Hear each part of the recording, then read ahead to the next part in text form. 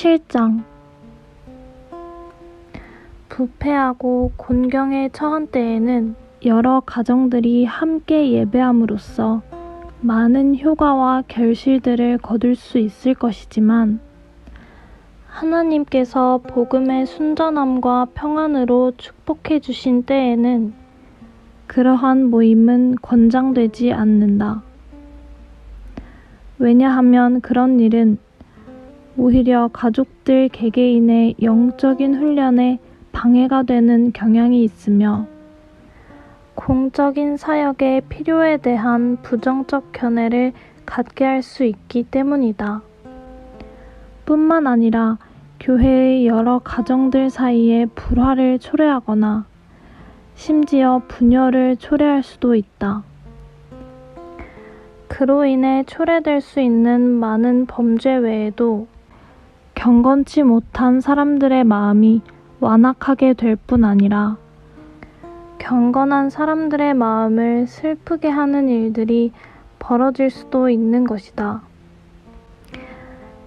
해설입니다.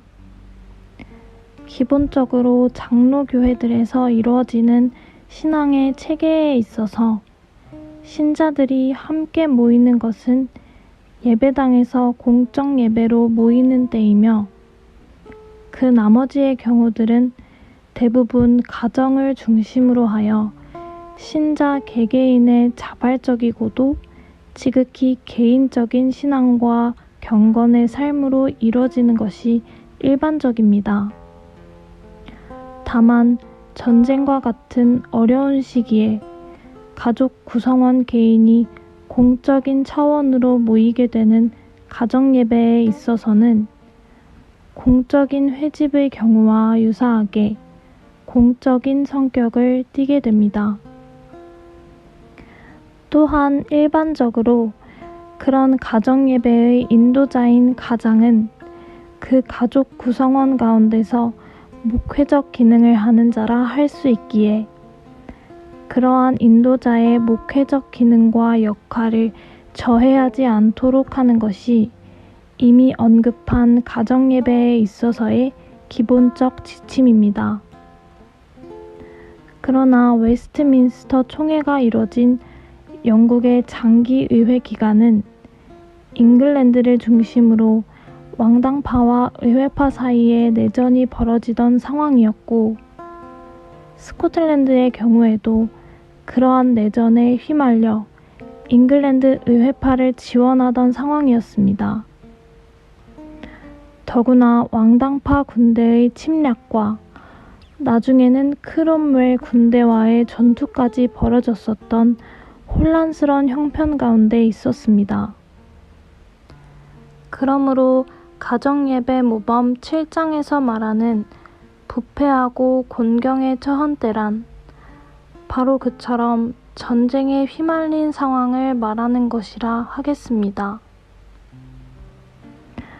과거 스코틀랜드 지리적 특성으로 살펴보면 문명화된 저지대와 무질서한 고지대로 크게 나뉘며 아울러 잉글랜드와의 접경 지역에 자리하고 있는 보더스 지방 또한 무질서한 약탈 경제 지역이었습니다.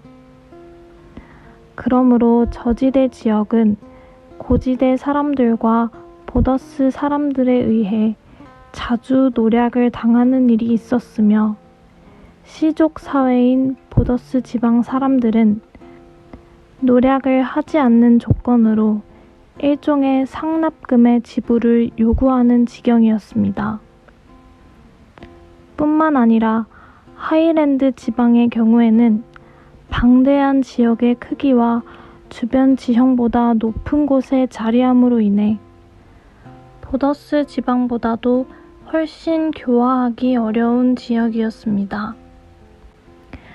사실 17세기 유럽과 영국 사회는 정치적 불안정과 함께 수많은 박해로 말미암는 환란의 사회이기도 했는데 웨스트민스터 총회에 참석했던 신학자들도 생생히 기억하는 사건들이 여럿 있었습니다.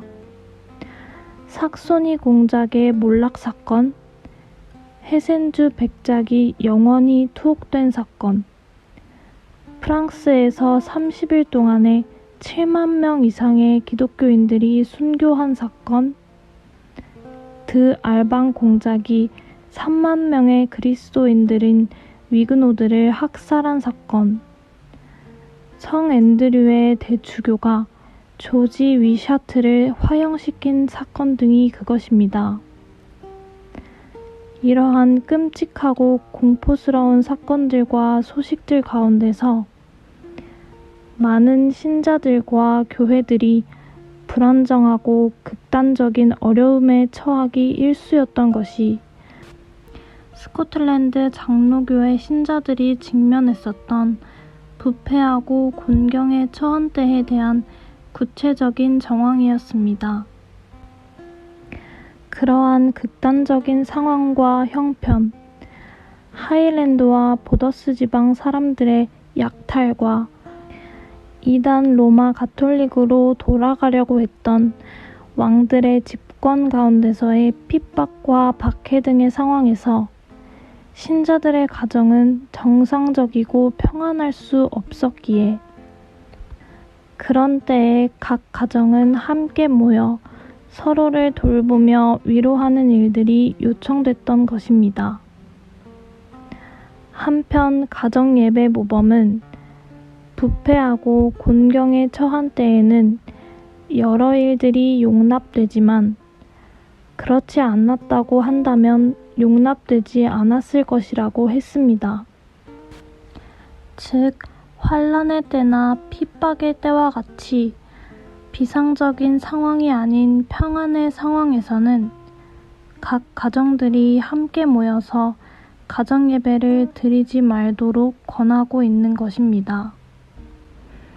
그런데 스코틀랜드 장로교회의 가정예배 모범이 평안의 상황에서는 각 가정이 자체적으로만 예배를 드리도록 한 것과 달리 개교회의 독립성을 최대한 확보하기를 원하는 반성경적인 회중교회의 경우에는 그러한 독립성과는 별도로 다양한 교회들 간의 친교를 강조했었던 것을 볼 수 있습니다. 예컨대 영국의 회중교회들이 1658년에 런던의 사보이에서 개최한 대회 가운데서 채택한 사보이 선언을 보면 마지막에 교회의 제도와 예수 그리스도에 의해 그들에게 정해진 규칙에 관하여 라는 제목으로 29장과 30장에서 회중교회들의 독특한 친교의 성격을 언급하고 있습니다. 먼저 29장을 보면 믿음 안에서 건전한 자들로 구성되어 있으며 복음적인 대화가 가능한 개혁하는 교회들은 동일한 교회 질서의 규칙 가운데서 행하지 않는다고 하더라도 그들 각자의 원칙에 따라 충실히 구성되어 있는 한 서로 친교를 거절해서는 안 된다고 하여 기본적으로 교회들 상호 간의 독립성과 자치를 최대한 보장하고 있으며 이에 따라 마지막 30장에서는 그리스도의 마음으로 모여 운영되는 교회들은 다른 교회들이 조금 순수하지 못하더라도 진정한 교회로 판단하여 그러한 교회의 회원들을 경건하며 허물이 없이 살아간다고 할 만큼 충분히 입증된 것으로 여겨 그들과 무시로 친교를 이룰 수 있다고 했습니다.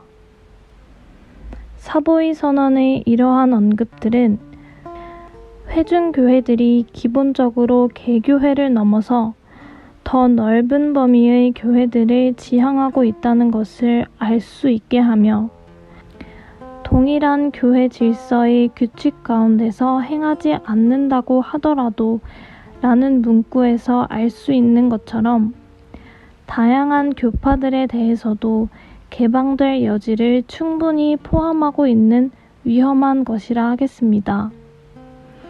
특별히 다른 교회들이 조금 순수하지 못하더라도 진정한 교회로 판단하여 그러한 교회의 회원들을 경건하며 허물이 없이 살아간다고 할 만큼 충분히 입증된 것으로 여겨 그들과 무시로 친교를 이룰 수 있다고 한 30장의 선언은 회중교회들의 친교의 성격이 이미 충분한 개방성에 있었음을 명백히 드러내는 것입니다.